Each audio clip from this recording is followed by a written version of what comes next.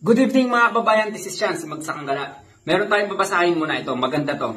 Ang sabi niya sa akin, good morning po sir, napaaga po ang message ko. Natuwa lang po ako sir. Ano to, OFW natin itong kababayan. Ilang buwan pong nakahiga, nakaratay lang daw yung tatay niya.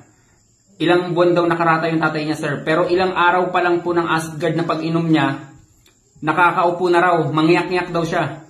Salamat sir at God bless sabi niya. So mayroon pa nga siyang picture na sinend sa akin. Actually OFW to si kabayan. Nagbaka sakali nga na baka matulungan ng karamdaman ng magulang niya. Ayun nga, hindi siya binigo ng Asgard. Mantakin niya mga kababayan, ilang buwan siya dun sa ospital, nakaratay, nakahiga lang.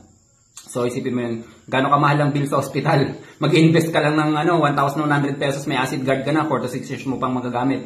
And then ilang araw lang, doon pa lang sa sinabi niyang, ilang araw lang nakakaupo na tatay ko. Just imagine, ilang buwan siyang nakaratay, ilang synthetic ang tinake niya, ilan ang chemical na pumasok sa katawan niya, pininsala pa yung ibang parte ng katawan niya, walang nagawa. And then ilang araw lang pag inom ng Asgard, tubig lang. Isipin niyo yung mga kababayan, sila mismo ang nagpapatunay sa atin ng mga produkto natin. Sa kanila nang gagaling yan, sa mga sumubok. Kaya kung gusto mong mapatunayan mo rin sa sarili to, 100%, malaki ang maitutulong sa inyo sa mga may mga karamdaman, anumang uri ng karamdaman.